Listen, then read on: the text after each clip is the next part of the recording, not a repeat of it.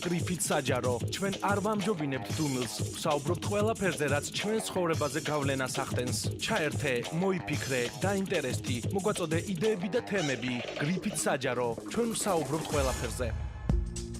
Salmებით რადიო მსმენელებო, დღეს პარასკევია 25 იანვარი, თანამედროვე პირობებში ახალგაზრდების უფლებების დაცვა განხორციელება იმ ძირითად კრიტერიუმად გვევლინება, რომლის მიხედვით საზოგადოების დემოკრატიული განვითარების დონე ფასდება. ახალგაზრდობა უდიდესი ენერგიით და პერსპექტივებით მნიშვნელოვანი ძალაა ქვეყნისათვის, ახალგაზრდების შესაბამისი ცოდნით და უფლებებით აღჭურვა ემყარება რწმენას, რომ ისინი ხელს შეუწყობენ თავიანთ განვითარებას და სამოქალაქო პროცესებში მათივე მონაწილეობითი როლის გაუმჯობესებას. ბოლო დროს ქუთაისში რამდენიმე ახალგაზრდული ორგანიზაცია და საინიციატივო ჯგუფი ჩამოყალიბდა, რომლებიც სხვადასხვა აქტივობებს ახორციელებენ. 23 იანვარს ახალგაზრდულმა გაერთიანებამ იმპულსი 91 მოაწყო დათო ტურაშვილის საჯარო ლექცია დემოკრატიული ღირებულებები ქართულ მწერლობაში. სტუდენტთა საინიციატივო ჯგუფმა სტუდენტობა 21-მ კი ორგანიზება გაუკეთა საჯარო ლექციას თემაზე ახალგაზრდობა. რა გამოწვევების წინაშე დგას ახალგაზრდები, როგორია მათი ჩართულება საზოგადოებაში მიმდინარე პროცესებში, რა პრობლემები აწუხებთ და როგორ უნდა წარიმართოს მუშაობა ეფექტურად ახალგაზრდული პოლიტიკის გასატარებლად, ამ და სხვა საკითხებზე ვისაუბრებთ დღევანდელ გადაცემაში. ჩვენი სტუდიის სტუმრები გახლავთ იმპულსი 91-ის წევრები ქრისტინე მაღლაკელიძე და მეკო ჩაჩავა, ასევე სტუდენტთა საინიციატივო ჯგუფის სტუდენტობა 21-ის წარმომადგენელი სერგი ჩაკვეტაძე. მიიღეთ მონაწილეობა გადაცემაში, გამოთქვით თქვენი აზრი დარეკეთ სტუდიაში ნომერზე 24 33 75. გამოაგზავნეთ თქვენი შეკითხვები ან მოსაზრებები ჩვენი Facebook-ის გვერდზე. თქვენ ასევე საშუალება გაქვთ თვალყური ვადევნოთ live stream-ის საშუალებით 3w.radio.dk/g. მოგესალმებით, ძალიან დიდი მადლობა სტუდიაში მობრძანებისათვის, რომ გამოყავით სათანადო დრო. მოდით დავიწყოთ იმპულსი 91-ის წევრებიდან. თქვენ ორგანიზება გაუკეთეთ ძალიან საინტერესო ღონისძიებას და მოიწვიეთ პოპულარული მწერალი თანამედროვე ახალგაზრდებში დათო ტურაშვილი. ჯერ ვისაუბროთ, რატომ გადაწყვიტეთ, რომ ეს ორგანიზაცია ჩამოყალიბებული იყო და რას ისახავს თქვენი ორგანიზაცია მისნად? მოკლედ გეტყვით ორგანიზაციის შესახებ.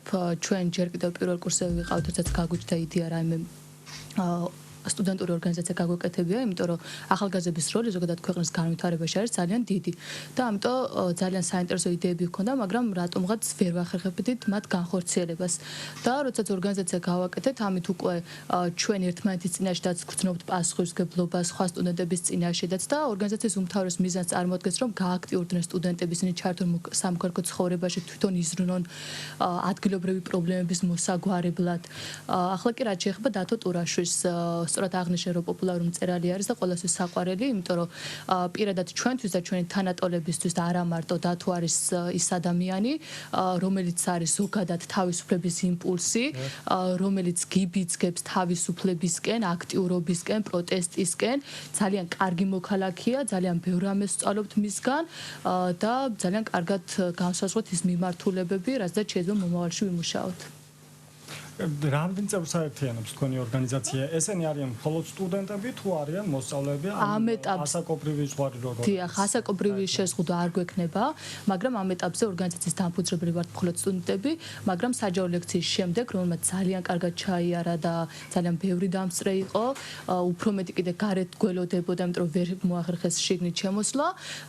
თვითონ სკოლის მოსწავლეებიც კი ძალიან დაინტერესებულები არიან და უფროსი თაობის წარმომადგენლებიც კი უკვე არა სტუდენტები, მაგრამ ორგანიზაციის დამფუძნებლები ვართ სტუდენტები. ანუ ქრისტინე, ეს არის მხოლოდ საინიციატივო ჯგუფის დონეზე თუ არის? არა, ჩვენ საჯარო რეესტრში დარეგისტრირებული IP არასამთავრობო არაკომერციული იურიდიული პირი იმპულსი 91. მეკო, რაზე იყო საუბარი? ანუ რაზე ისაუბრა დათო ტურაშვილმა? საკმაოდ სავსე აუდიტორია იყო და ახალგაზრდების და არა მარტო ახალგაზრდების ძალიან დიდი დაინტერესება გამოიწვია ამ საჯარო ლექციამ. დათო ტურაშვილმა ისაუბრა დემოკრატიულ ღირებულებებზე ქართულ მწერლობაში, მან რამდენიმე ნაწარმოები მიმოიხილა ამ თემასთან დაკავშირებით. საჯარო ლექცია შემდეგ უკვე გადაიზარდა კითხვა-პასუხში.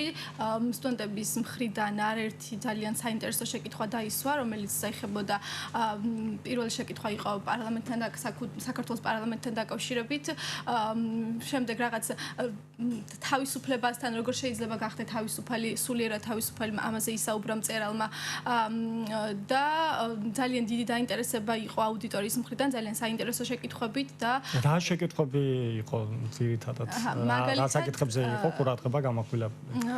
გამახვილებული მწერლის მხრიდან, როგორც საჯარო ლექციის წაკითხვისას, ყურადღება გამახვილებული იყო თვითონ მწერლობაში არსებულ იმ დემოკრატიულ ღირებულებებზე, იქნებოდა ეს გენდერის მხრივ საუბარი თუ ასე შემდეგ, იყო საუბარი ვეფხისტყაოსანში არსებულ საკითხებზე ამ მხრივ, ანუ ეს რაც თემას შეეხება და შემდეგ იყო უკვე თემის მხრიდან გადახვევებიც, როგორც უკვე ვთქვი, საქართველოს პარლამენტთან დაკავშირებით მწერალმა თავისი აზრი გამოხატა,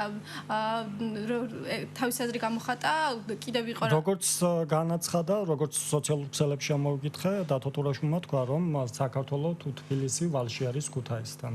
დიახ, იყო ეს ფრაზა და დათო ტურაშვილი ცალსახად ეთანხმება იმას, რომ პარლამენტი უნდა დარჩეს ქუთაისში. და აუდიტორიის მოსაზრება როგორი იყო? აუდიტორიის მოსაზრება დიდი ოვაციებით შეხვდნენ მის ამ აზრს. იყო რაღაც შეიძლება ითქვას, რომ კამათის ფორმატშიც კი გადაიზარდა რაღაც ეტაპზე იმ მხრივ, რომ აზრთა გაცვლა გამოცვლა იყო, ვიღაც ეთანხმებოდა, ვიღაც არ ეთანხმებოდა, თუმცა საერთო ჯამში აუდიტორიის უმრავლესობა შეთანხმდა იმაზე, რომ პარლამენტი უნდა დარჩეს ქუთაისში. თუმცა გარდა ამისა, იყო ისეთ მნიშვნელოვან თემებზე საუბარი, როგორც არის მაგალითად ძალიან საინტერესო შეკითხვა იყო დათო ტურაშვილის ნაწარმოებთან დაკავშირებით ჯინსების თაობიდან. იყო ეს მოსწავლის მხრიდან დასმული შეკითხვა თავისუფლებასთან დაკავშირებით, როგორ შეიძლება გახდეს ადამიანი სულიერად თავისუფალი და მწერალმა აქ ისაუბრა, რომ დიდი მნიშვნელობა აქვს იმას, თუ რამდენად არის ახალგაზრდა დაკავშირებული წიგნთან, რადგან წიგნს შეუძლია გახადოს ადამიანი სულიერად თავისუფალი. რა მინდა თქვით, ეს იყო დაფინანსებული პროგრამა, თუ როგორ მოახერხეთ დათოს გრაფიკიდან გამომდინარე, რომ ჩამოსულიყო. ანუ ძალიან ბევრი, როდესაც შემდეგ წავიკითხე, დაიწერა ძალიან ბევრი რამ ამ საჯარო ლექციის შემდეგ და ზოგ ადგილას არასწორად გააშკეს ინფორმაცია, რომ ეს შეიძლება ყოფილიყო ვინმეს მიერ ჩამოყვანილი და არა ჩვენს მიერ. გეტყვით აბსოლუტურად გუცბრად, რომ ჩვენს ორგანიზაციას ჰქონდა მხოლოდ მოლაპარაკება დათოსთან მაილის საშუალებით.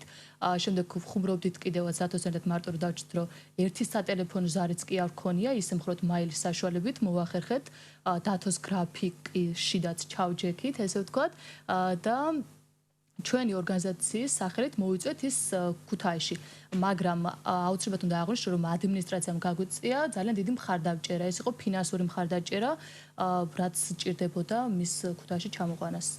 და კიდე იყო რჩევა იმათ მხრიდან, ჩვენ გვინდოდა რომ ყოფილიყო ადმინისტრაცია, ანუ აკაკი სახელმწიფო უნივერსიტეტის ადმინისტრაციაზე ამბობ, თუ სტუდენტ კავშირის? არა, ადმინისტრაციას, უნივერსიტეტის ადმინისტრაცია დაგვეხმარა ფინანსურად მხოლოდ. ძალიან კარგი. სერგი, იქნებ თქვენ საინიციატივო ჯგუფს სადაც გვიამბობთ, ამ ბოლო დროს ძალიან ბევრი საინიციატივო ჯგუფი და სტუდენტური გაერთიანებები იქმნება ქუთაისში, რაც მისასალმებელია, ახალგაზრდების ასეთი გააქტიურება. თქვენს გქონდათ საჯარო ლექცია თემაზე ახალგაზრდობა. მოდით ამ თემებზე ვისაუბროთ, რატომ გადაწყვეტეთ თქვენ სტუდენტებმა, რომ კიდევ ერთი ახალი გაერთიანება დაფუძნებული იყო? მოგახსენებთ უპირველეს ყოვლისა მივესალმებით ჩვენს რადიო მსმენელებს, მადლობას მოგახსენებთ გადაცემაში მოწვევისათვის. დღეს ძალიან მისასალმებელია ეს ფაქტი, რომ უნივერსიტეტში იქნება მრავალი სტუდენტური ორგანიზაციები, ეს პირიქით ზრდის და კონკურენცია, ასე თქვა ისე, კონკურენცია იქნება და კონკურენტული გარემო იქნება უნივერსიტეტში. რაც შეეხება მათ მიზნებს, მე მათ მიზნებთან დაკავშირებით ვერ მოგახსენებთ, იმიტომ რომ არ ვიცნობ მათი დასამზარეულოს, მე მოგახსენებთ სტუდენტობა 21-ს შესახებ. უპირველეს ყოვლისა, დღეს უნივერსიტეტში არის ძალიან დიდი პრობლემა ის, რომ ახალგაზრდებს აქვს ძალიან დაბალი мотиваცია, რომ იყვნენ ჩართულები საგანმანათლებლო პროცესში. ეს აიხსნება იმით, რომ ისინი ვერ გრძნობენ თავს და ვერ აქვთ мотиваცია იმაზე, რომ თავის თვითრეალიზაცია ვერ მოხდება ჩვენი ქალაქის ეკონომიკური განვითარების მასშტაბებიდან გამომდინარე. აქედან გამომდინარე ეს პრობლემა ნათლად არსებობს და ეს აისახება იმაზე, რომ როდესაც ჯგუფში არის 30 სტუდენტი, დასწრება არის ძალიან მინიმალური, მაქსიმუმ 5-10 კაცი ლექციებს. ასევე დიდი პრობლემა არის ის, რომ სტუდენტები და ახალგაზრდები პასიურობენ და არ არიან ჩართული როგორც საუნივერსიტეტო, ისე ზოგადად ქალაქის თუ ქვეყნის განვითარების მასშტაბით და ესეც ნიშანდობლივი ფაქტია და პირველეს ყოვლისა სტუდენტური გაერთიანებების ან საინიციატივო ჯგუფების მთავარი მიზანი სწორედ ეს უნდა იყოს ხელშეწყობა მათი მაქსიმალურად ჩართვისთვის ამ საუნივერსიტეტო თუ საქალაქო ცხოვრებაში, ზოგადად ქვეყნის მასშტაბით და მათი აქტივობების გაზრდა. რაც შეეხება ახლა უშუალოდ უნივერსიტეტში ჩვენ საჯარო ლექციას, ჩვენ მოწვეული ყავდა სასულიერო პირი მამა არჩილი და ეს ლექცია შეეხებოდა ახალგაზრდობას. ძირითადად ჩვენ უნივერსიტეტის მასშტაბით და ზოგადად ახალ პოლიტიკოსებისგანაც და საზოგადოებისთვის ცნობილი სახეებისგანაც ხშირად მოგვისმენია მოსაზრებები თუ რამდენად მნიშვნელოვნები ვარ ჩვენ ახალგაზრდები როგორც ქვეყნისთვის ასევე ზოგადად საზოგადოების განვითარების პროცესში, მაგრამ რაც გადაცემის დაწყებისაცაც აღნიშნავ მე პირადად. დიახ, მაგრამ არასდროს მოგვისმენია სასულიერო პირის მოსაზრება თვითონ უნივერსიტეტის ფარგლებში და ეს იყო ჩვენი ასე ვთქვათ ინოვაცია შეთავაზება სტუდენტებისათვის და ასეთი რა თემებზე იქნა ყურადღება გამახვილებული რა თემებზე ისაუბრა. ძირითადად გამახვილებული იყო ყურადღება ახალგაზრდებისადმი დამოკიდებულება წინა თუ ძველი ხელისუფლების მხრიდან რა არ მოწონდა სასულიერო პირს ამასთან დაკავშირებით და რა რჩევები მიცა მათ თუ რა იქნებ ჩვენ ვერ ვესწრებოდით შეხვედრას იქნებ დაგვიკონკრეტოთ სასულიერო პირების დამოკიდებულება ამ რა არ მოწონთ ძირითადად არ მოწონთ ის რომ ახალგაზრდები არიან გამოყენებული პოლიტიკური ასე რომ ვთქვათ საჯილდაო ქვა არის ახალგაზრდობა ერთი სიტყვით რომ ვთქვათ პოლიტიკური პარტიებისთვის აი ერთ-ერთი პრეცედენტი არის სტუდენტური თვითმმართველობა რომლის წევრის გახდით მე გასული წლის მაისში დავტოვე სტუდენტური თვითმმართველობა და პირველი მიზეზი იყო ის რომ ის იყო პირდაპირ დაკავშირებული ნაციონალურ მოძრაობასთან მერის მაღალ ჩინოსნებთან და სწორედ ამის გამო აუცილებლად უნდა ყოფილიყო აპოლიტიზირებული მაგრამ მათ ეს ამის შემდეგ გადაწყვეტეთ თქვენ რომ რაც კავშირი დატოვეთ შეგექმნათ ალტერნატიული სახის საინიციატივო ნაწილობრივ ამას განაპირობა დიახ სტუდენტური მოძრაობის შექმნა და ალტერნატივის შეთავაზება სტუდენტებს. სხვა რა ღონისძიებები იქნება ისეთ რომლის განხორციელებასაც ჩვენ გეგმავთ გავაგრძელოთ საჯარო ლექციების კურსი. ამ წინა შეხვედრიდან გამომდინარე დარჩა დაეძლება ის რომ სტუდენტებს კიდევ მოუნდათ შეხვედრა სასულიერო პირთან და ამას აუცილებლად მოვაწყობთ.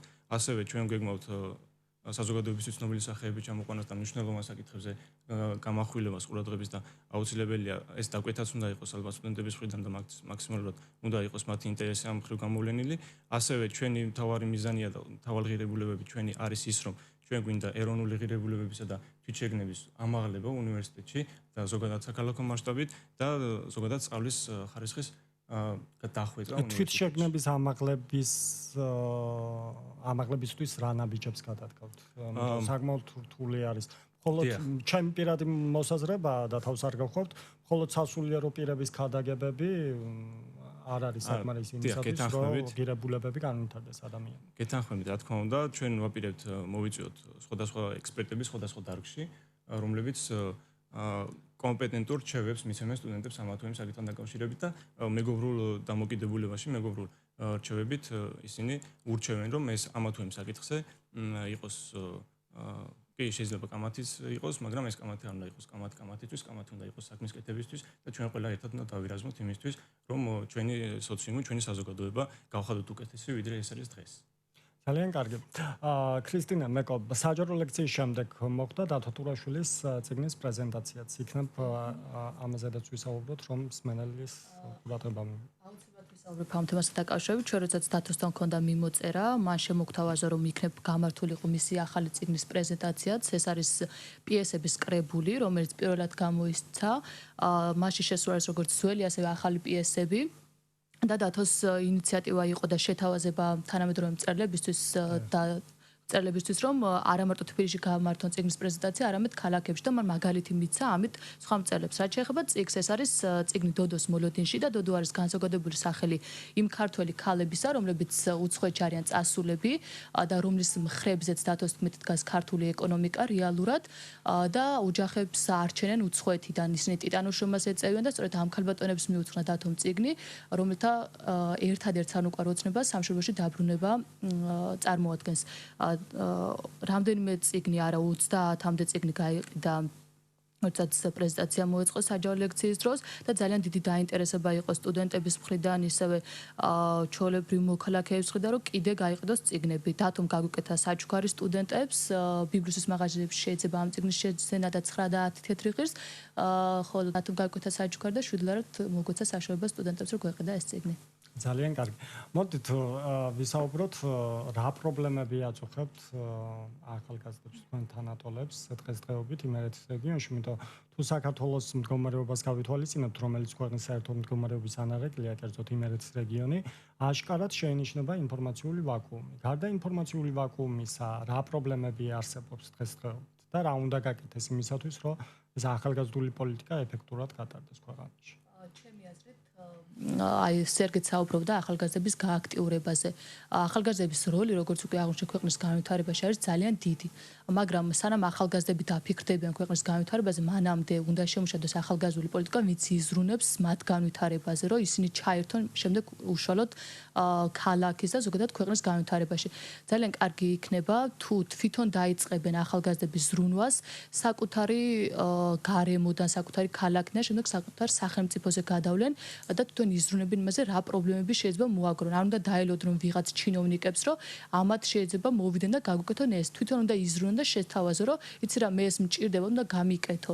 ანუ სამოქალაქო თვითშეგნება თვითონ უნდა გაიღრმაონ, უფრო გააქტიურდნენ და პასუხისმგებლობაც გაიზრდება მათი აუცილებლად ახალგაზრდების და თვითონ უნდა ჩაერთონ უშუალოდ გადაწყვეტილების მიღების პროცესში აუცილებლად. თქვენი აზრით, რატომ არის ინდიფერენტული ახალგაზრდები? იმიტომ რომ მიუხედავად ბევრი რეფორმისა, მაინც ვერ მოხდა მათი სამოქალაქო თვითშეგნების ამაღლება, არა მხოლოდ ახალგაზრდების, მაგრამ ფიქრობ ახალგაზრდების უფრო მარტივი არის, ვიდრე უკვე ძველი თაობის სამოქალაქო თვითშეგნების ჩამოყალიბება და ამაღლება. ჩემი აზრით, ჩვენ არ ვყავს კარგი მოქალაქეები, ვერ ავართ კარგი მოქალაქეები, იმიტომ რომ არ ვიცით ჩვენ რა პასუხისმგებლობა გვაქვს ქვეყნის წინაშე. და ეს არის მთავარი პრობლემა ჩემი აზრით. ალბათ რაღაც ეტაპზე ინფორმაციის ნაკლებობაც არის ამ მხრივ და შეიძლება ითქვას პროექტების ნაკლებობაც არის ამ მხრივ, რომლებიც ახალგაზრდებზე მუშაობს. ვერ ვიტყვით რომ დიდად ვთქვათ ჩვენ განვიცდით ამ პროექტების ნაკლებობას, თუმცა რაღაც მაინც გვაკლდა ჩვენ და ამიტომ გადავწყვეტთ ორგანიზაციის შექმნა და ამიტომ გადავწყვეტთ იმის შევსება, რაც ჩვენ გვაკლდა. და აქედან და კიდევ ის რომ რა ვთქვათ ჭირდებათ ახალგაზრდებს, ყველაზე კარგად იციან ახალგაზრდებმა. ამიტომ გავერთიანდით ბავშვები და დავიწყეთ ფიქრი იმაზე, თუ პირველ რიგში რა გვინდა რომ ჩვენთვის გავაკეთოთ და შემდეგ გამომდინარე აქედან სხვა სტუდენტებისთვისაც. და ეს თუ კი მოხდება, ვთქვათ, ინფორმაციის სწორად მიწოდება. არა გვაქვს ჩვენ ქუთაისელ სტუდენტებს იმის ფუფუდება, რომ ჩამოდიოდნენ, ვთქვათ, ისეთი ადამიანები და ხშირად გვიკითხავდნენ ლექციებს, როგორც არის ამ შემთხვევაში დათო ტურაშვილი. ამიტომაც რაღაც ერთიანობა არის ამ მხრივ საჭირო, ერთმანეთს თქვა გვერდში დგომა, რომ თუ კი ხშირად მოხდება მსგავსი ტიპის შეხვედრები და მსგავსი ტიპის ლექციები, თანდათანობით საზოგადოება გადავა იმ ღირებულებებზე, რასაც ნამდვილად უფრო დემოკრატიული ღირებულებები ქვია. და რაც ხელს შეუწყობს იმაში, რომ ნებისმიერი მოქალაქე ჩამოყალიბდეს კარგ მოქალაქედ და აქტიურ მოქალაქედ და დაიწყოს ზრუნვა, თქვა, თავისი სახლიდან, თავისი უბნიდან, თავისი ქალაქიდან, რაც საბოლოო ჯამში ქვეყნის წინსვლას განაპირობებს. აი აღნიშნეთ სამოქალაქო თვითშეგნების დონე, ხო, დაბალი დონე არის. ვინ უნდა იზრუნოს ამ სამოქალაქო თვითშეგნების ამაღლებაზე? საიდან უნდა დავიწყოთ? რა ნაბიჯები უნდა გადავიდეთ? მაგიტო იქნება მსგავსი ტიპის ახალგაზრდული ორგანიზაციები, რომ დავიწყოთ ერთმანეთის სამოქალაქო თვითშეგნებაზე და პასუხისმგებლობის ამაღლებაზე ფიქრი. ძალიან კარგი. სერგი, თქვენ რას ფიქრობთ ამ საკითხზე? მე განვავრცობ ჩვენი მეგობრების საუბარს, რომ ჩვენ ძირითადად პრობლემა გვაქვს, არის მენტალური პრობლემა.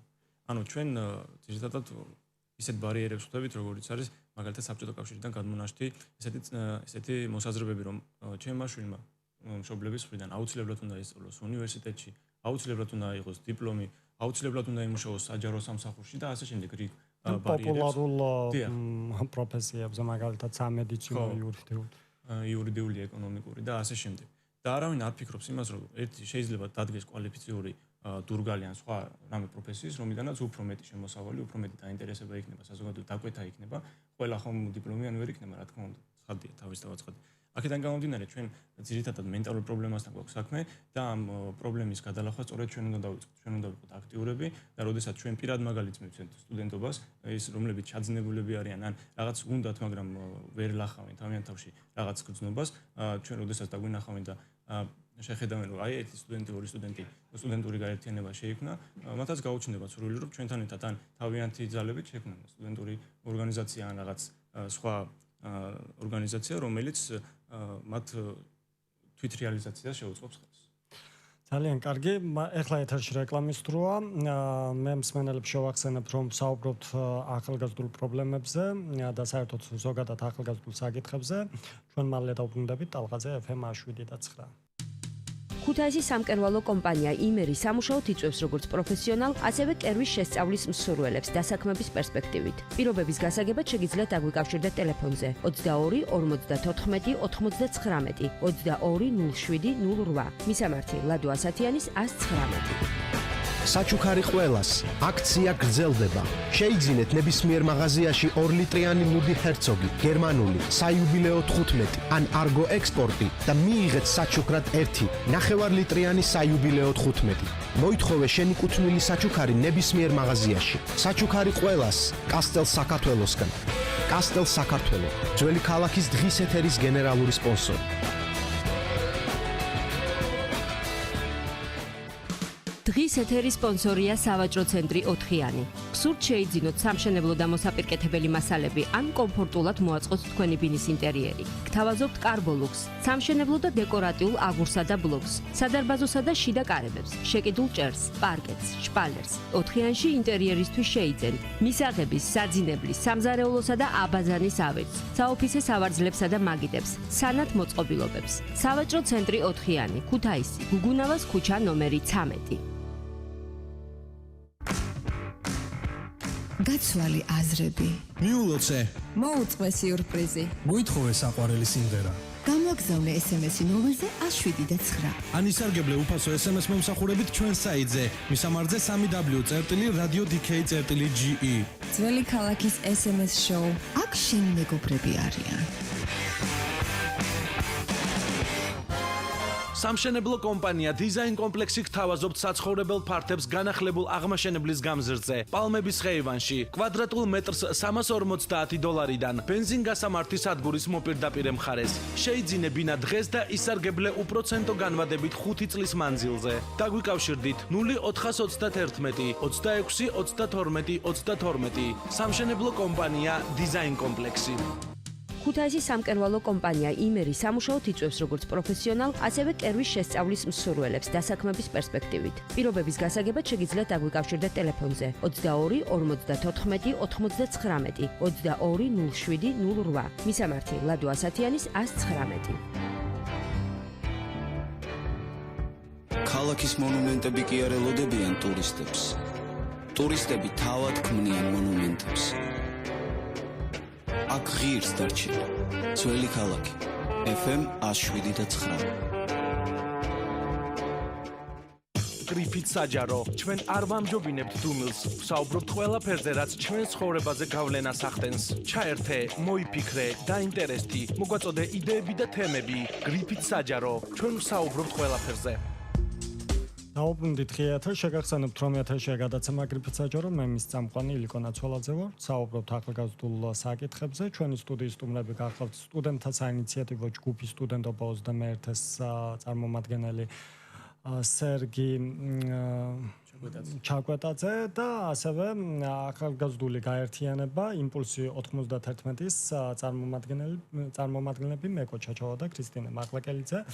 მოდით ვისაუბროთ განათლების ხარისზე, რომელიც ძალიან აქტუალურია, სხვათა შორის გუშინ უნივერსიტეტში რექტორთანაც მოეწყო შეხვედრა. აი, გაკმაყოფილებთ განათლების ზოგადი დონე, რაც არის საუნივერსიტეტო დაწესებულებებში.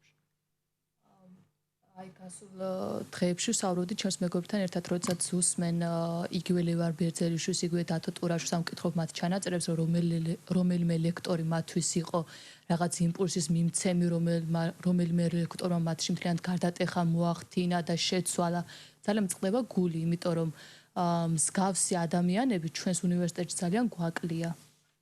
მაგრამ აუცილებლად უნდა აღვნიშნო ერთი ლექტორი, მადონა ბასილაძე, რომელმაც მართლაც მოახდინა გარდატეხა ჩვენს ცხოვრებაში, თუ როგორ შეიძლება გვეცხოვრა შემდეგში და რაც შეიძლება საერთო დონეს რაც შეეხება უნივერსიტეტში განათლებისა, პროფესიონალებისა, ვერ ვიტყვი რომ დამაკმაყოფილებელია, ვფიქრობ რომ გადასამზადებელია აუცილებლად კადრები და უნდა მუშაობდნენ ისეთი ადამიანები, რომლებიც რაღაც არა მარტო იქნებიან ლიტერატურაზე დამოკიდებულები, რაც უნივერსიტეტში არის მასალად, რომ რაღაც კონკრეტული საგანი ისწავლონ, არამედ რაღაც სხვა ღირებულებებსაც უნდა აკეთებდნენ აუცილებლად აქტებს, მაგრამ რთულია ამ ღირებულებებზე ისაუბრო, როდესაც სამწუხაროდ იმის საშუალებაც კი არ არის, რომ ეს ლიტერატურაც კი ნორმალურად იყოს მიწოდებული, ვიცი რომ ამის პრობლემაც არის სხვადასხვა ფაკულტეტებზე.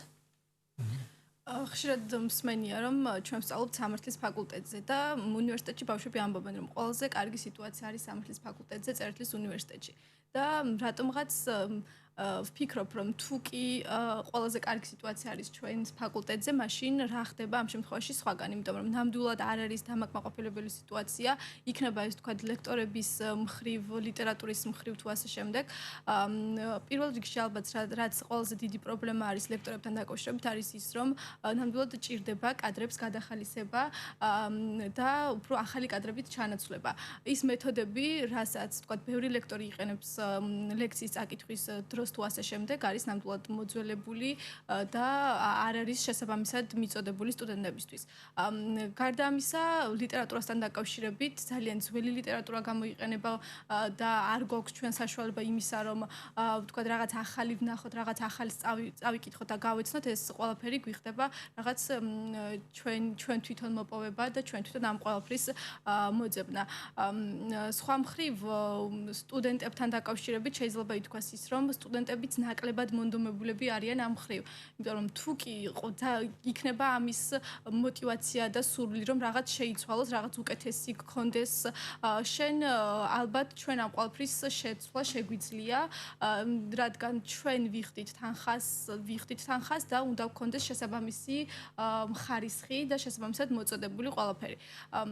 და ვფიქრობ, რომ დაიწყო ამასთან დაკავშირებით მოძრაობები და აქტიურობები, თუნდაც გუშინელი შეხვედრა იყო ამის კარგი მაგალითი, რასაც სამწუხაროდ ვერ მოვახერხე დასწრება და ალბათ ნამდვილად სამომავლოდ თუ კი ჩვენ არ მოგვესწრება ის, რომ ვისწავლოთ უკეთესად და ვიყოთ უკეთეს გარემოში, სამომავლოდ სხვებს მაინც დავუტოვოთ ისეთი სასწავლო გარემო, რომ მათ ნამდვილად მიიღონ უკეთესი ხარისხის განათლება. ქრისტინე, სერგი, თქვენ თუ ესწრებოდით რექტორთან შეხვედრას, რომელიც სწავლების ხარისხს შეეხება? დიახ, ესწრებოდი სულ რაღაც 9 საათით მეჩქარებოდი. და რა მოთხოვნები აქვთ სტუდენტებს?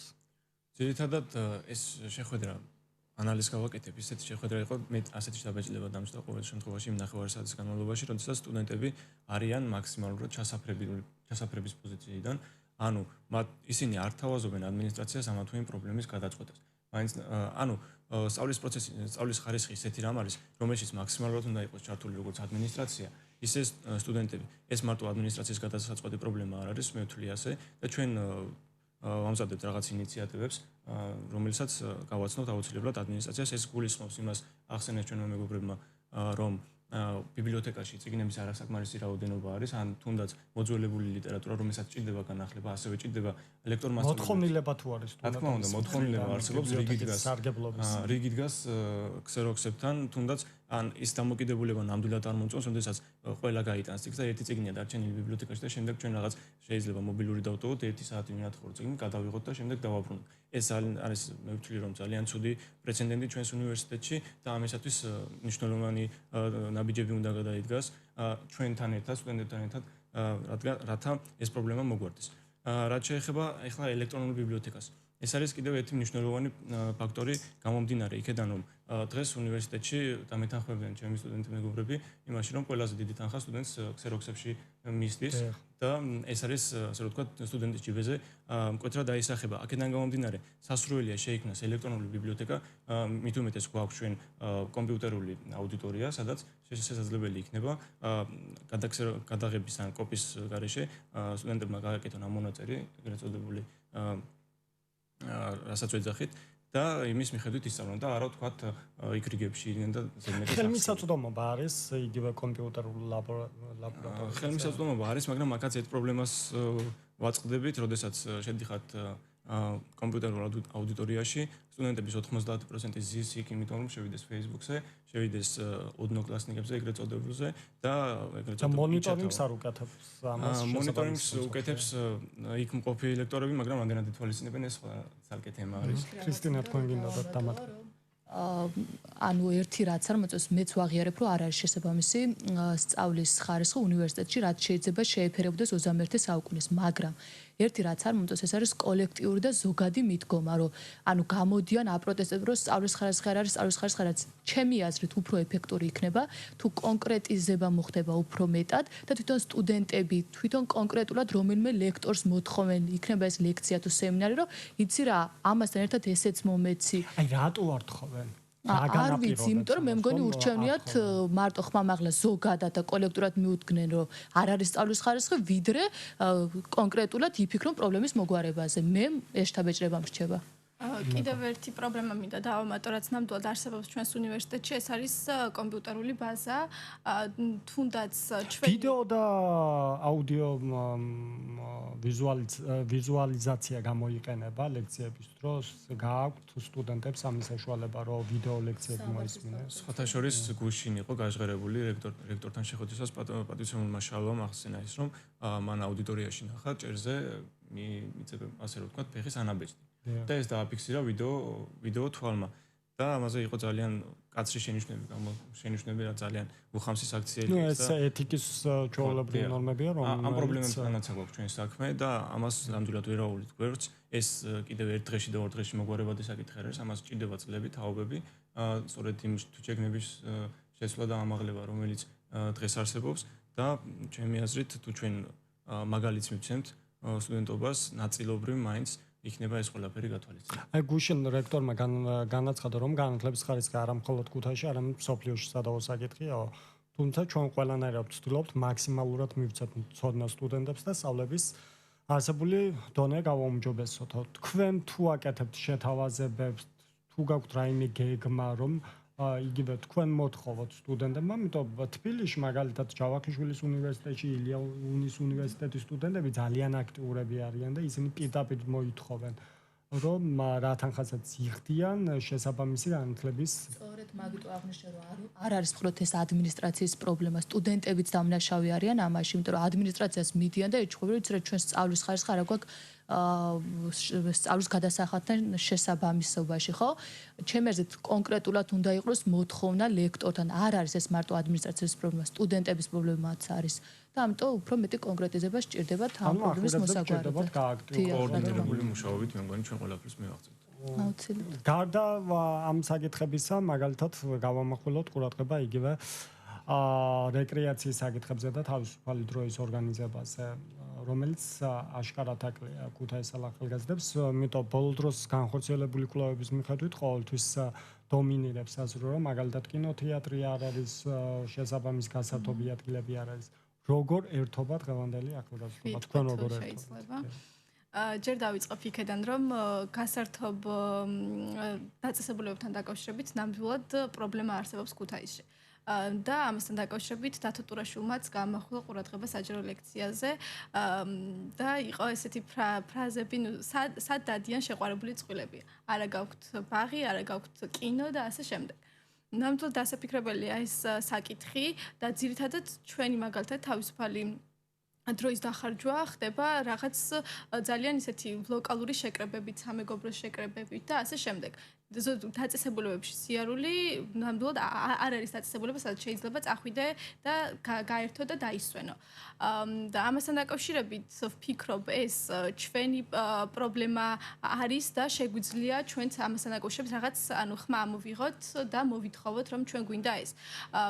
ძალიან ბევრი იდეა თუ და პროექტი გვაქვს ამასთან დაკავშირებით, რასაც უფრო დეტალურად შემდეგ ვისაუბრებთ ამ პროექტებთან დაკავშირებით.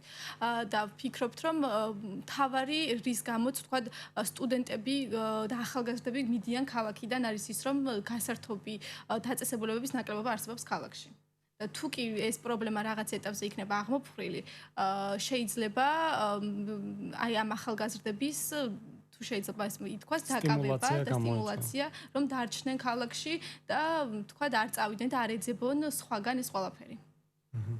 და ადგილობრივი თვითმმართველობის ორგანოებთან თუ ქონიათ მოლაპარაკება ზოგადად თქვენს ორგანიზაციას არა ახალგაზრდულ ჯგუფებს რომ იგივე კინოთეატრი არ არსებობს ქალაქში რომ რაღაც თქვენი წინადადებათა პაკეტები შესთავაზოთ როგორ უნდა გადაიჭრას ეს პრობლემები ვიტყვი რომ საჯარო ლექციები და მსგავსი ტიპის შეხვედრები იმიტომაც არის ერთი მხრივ ძალიან კარგი რომ ჩვენ შეიძლება რაღაცას ვიყოთ შეგუებულები და ამ პრობლემას ვერ ვხედავდეთ მაგრამ ის ადამიანი რომელიც ამ პროცესს ყოველდღურად შეიგრძნობს უფრო კარგად განახებს რა პრობლემა გააქვთ და რა არა ამიტომაც ძალიან დაგვეხმარა დათო და მის მეგობარი, რომ რაღაც პრობლემებზე უფრო სერიოზულად დავფიქრებულიყავით. ანუ რეკომენდაციები შემოგთავაზეს რეკომენდაციები, რაღაც პრობლემებზე უფრო სერიოზულად დავფიქრდით და ძალიან მალე აუცილებლად გაიგებთ ამის შესახებ და შევეცდებით რომ მოვაგაროთ მსგავსი ტიპის პრობლემები აუცილებლად ახალგაზრდების და მოქალაქეების ჩართვით.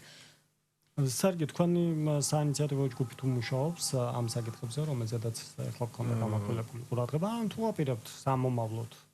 დიახ, მოგახსენებთ, ჩვენ ამასთან დაკავშირებით კონკრეტული გეგმები არ გვაქვს ყოველ შემთხვევაში, მაგრამ გვაქვს იდეები, რომ ამ კუთხით განვახორციელოთ, მაგრამ აქ ჩვენ გულისხმობთ არა კინოთეატრში მისვლას და ასეთი ტიპის ღონისძიებებს, არამედ თქვა პოეზიის საღამოებს, ლიტერატურულ საღამოებს და უფრო კულტურული დასვენების და რეკრეაციის თვალსაზრისით ღონისძიებებს. რაც შეეხება თქვა გასართობ დაწესებულებებს ქუთაისში არ მუშაობდა ერთი პერიოდი, ჩვენ ყველამ კარგად ვიცით სულიკო, მაგრამ ვერ გაამართლა, რატო ვერ გაამართლა ეს სუბიექტური ობიექტური მიზეზების გამო ეს ძალიან ანუ კინოზე მოთხოვნილება არის თქვენს თაობაში? კინოზე მოთხოვნილება არის, მაგრამ იმდენად ძველ ფილმებს უჩვენებდნენ და იმდენად ყავლი ჰქონდათ ძირითადად გასული ამ ფილმებს 2002 წელს გადაღებულ ფილმებს უჩვენებდნენ 2010 წელს და ეს მე მგონი მარკეტინგის მხრივ მათი დამოკიდებულების მხრივ საზოგადოებისადმი და ანუ ჩვენ ვეგონეთ ისეთი საზოგადოება რომელიც ამას თქვა ერთხელ მივიდოდით ორჯერ მაგრამ შემდეგ უკვე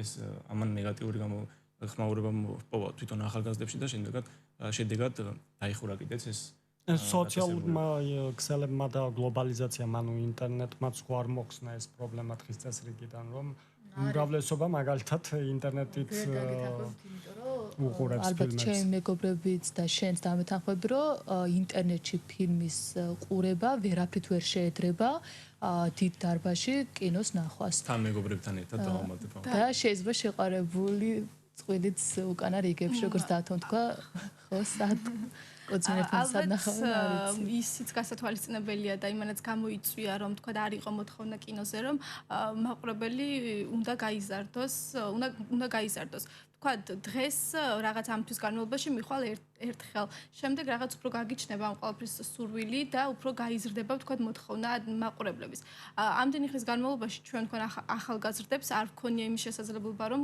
ყოველ დღე თქვა ყოველ კვირაში ყოფილიყავით და წავსულიყავით კინოში იმიტომ რომ არ გქონდა კინო და თუ კი ეს გაჩნდება ნელ-ნელა ალბათ მოიმატებს ამ ყველაფრის მოთხოვნილება და ნელ-ნელა სტუდენტებიც და ყველა შევეჩვევით იმას რომ თქვა კინოთეატრში ფილმის ყურება ჯობია ვიდრე რაღაც ინტერნეტში შენ თვითონ ნახო ფილმი და აუცილებელია რომ მაყურებელი გაიზარდოს ამას კინოთეატრთან დაკავშირებით. ახალგაზრდობის საქმე და საქალაქო სამსახურთან თუ აპირებთ თანამშრომლობას, რომელიც უშუალოდ უნდა ახორციელებდეს ამ ახალგაზრდულ პოლიტიკას ქალაქის და რეგიონის მასშტაბით. როგორც აღნიშნე, უშუალოდ მათი პრეროგატივა რო ახორციელებდნენ და აუცილებლად შევეცდებით რომ მათაც დაუკავშიროთ და ჩავრთოთ მსგავსი ტიპის პრობლემების მოგვარებაში. ძალიან კარგი. ჩვენც ამ კუთხით ვაპირებთ მუშაობას და უპირველეს ყოვლისა მინდა აღვნიშნო მეკო მახსენა თუ ავწდები მაყურებლის ხარისხი მე ვერ დავეთანხმები გამომდინარე იქიდან რომ თეატრში მოწყობილი სკვირეული რომელიც სპექტაკლებს მოიცავდა მაშინ მე ვესწრებოდი და ძირითადად უმეტესობა დამსწრეებისა იყვნენ ახალგაზრდები და მე გამიკვირდა და ხო მაგრამ ის იყო მოსაწვევებით და იყო უფასო და ამასაც სხვა ხებლი ჰქონდა. ამასაც აქვს გარკვეული გავლენა ამ ყველაფერზე, მაგრამ ის რომ ხარისხი მაყურებელში არის მკვეთრად აწეული, ეს თვალში საცემი იყო და მისასალმებელი და გასახარი ფაქტი. თუმცა თეატრის კულტურა უფრო არსებობს ქუთაისში, ვიდრე თქვა კინოს კულტურა. პუბლიკა ყავს აშკარად ქუთაისელი მაყურებელი ყველაზე კრიტიკული არის. დასაქმებასაც შევეხოთ ახალგაზრდების რომელიც საკმაოდ მწვავე პრობლემა არის. როდესაც ახალგაზრდები ამთავრებენ უნივერსიტეტს, არის ყოველთვის პრობლემები, რომ ისინი ვერ საფრთხებიან. როგორ ფიქრობთ, რა განაპირობებს ამას? ძალიან საინტერესო თემაა და ვიტყვი რომ არ არის მხოლოდ სახელმწიფოს და ხელისუფლების პრობლემა, რომ ახალგაზრდები ვერ საქმდებიან.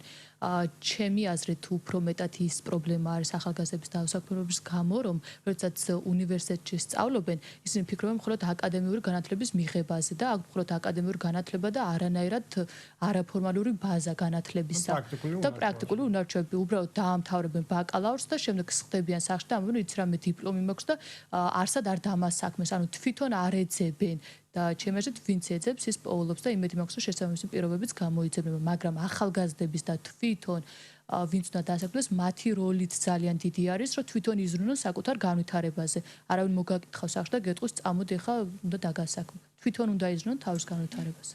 და კიდევ ერთი რაც ძალიან ხშირად გვსმენი არის ის რომ როდესაც მიდიხარ სამსახურის საძებლად გეუბნებიან და გთხოვენ რომ უნდა გქონდეს გამოცდილება და რაღაც მუშაობის სტაჟი.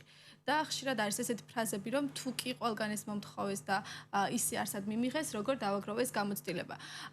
ეს გამოცდილება ჩემი აზრით უნდა დაგროვდეს სწორედ იმ სტუდენტობის პერიოდში და სანამ აი დიპლომის აღების პერიოდში უნდა დააგროვო რაღაც გამოცდილება, იქნება ეს რაღაც სტაჟირების პროგრამის გავლით, იქნება შენ სპეციალობასთან დაკავშირებით თუ არ იქნება ეს ყველაფერი შენ სპეციალობასთან დაკავშირებით და უბრალოდ შენ არ იმაღლებ რაღაც სამოქალაქო დონეს შენი განათლებისა, ეს ყველაფერი ნამდვილად დაგეხმარება იმაში რომ საბოლოოდ როდესაც დაასრულებ და ჩამოყალიბდები პროფესიონალად, ნამდვილად იპოვო სამუშაო და თან გასთვალისწინებელია ისიც რომ დიდი კონკურენციის პირობებში გვიწევს ჩვენ ახალგაზრდებს მოღვაწეობა და რაღაც არაფორმალური განათლება ამ შემთხვევაში ძალიან დიდ როლს ანიჭებს ადამიანს რომ იყოს წარმატებული.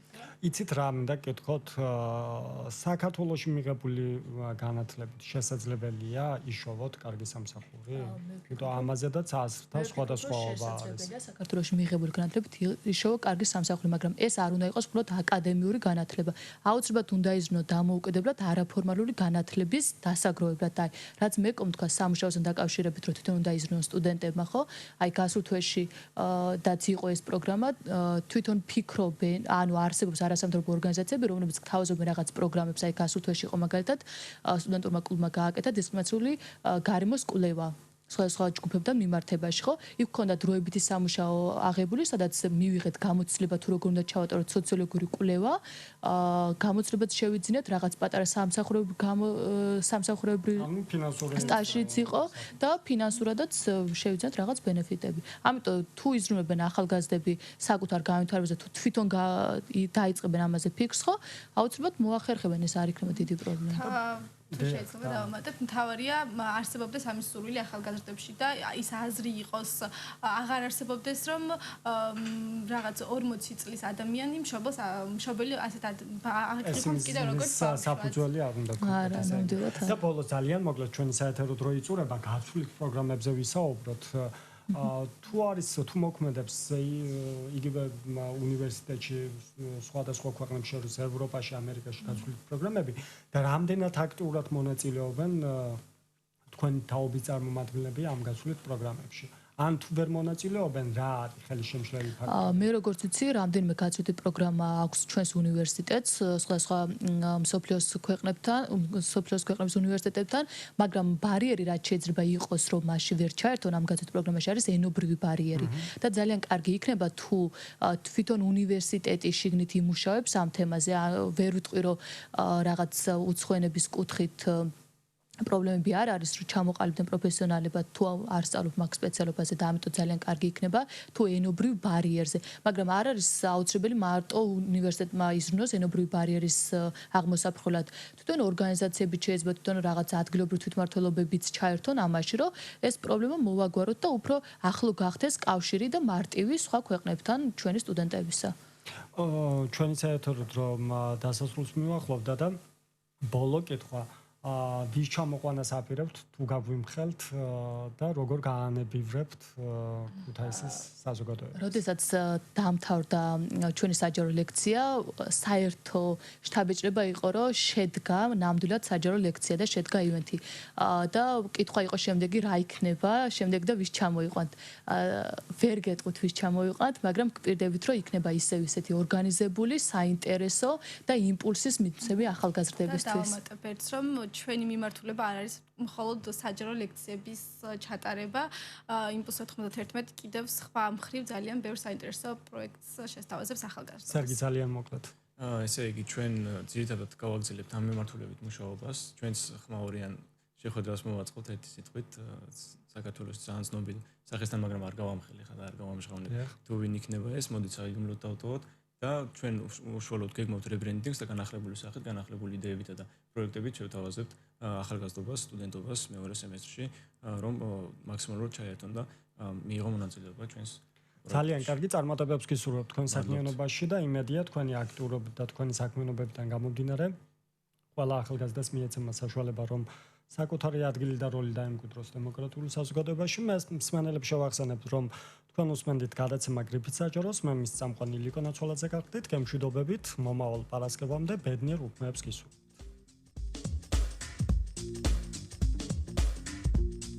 გრიფით საჯარო, ჩვენ არ ვამჯობინებთ დუმილს, ვსაუბრობთ ყველაფერზე, რაც ჩვენ ცხოვრებაზე გავლენას ახდენს. ჩაერთე, მოიფიქრე, დაინტერესდი, მოგვაწოდე იდეები და თემები. გრიფით საჯარო, ჩვენ ვსაუბრობთ ყველაფერზე.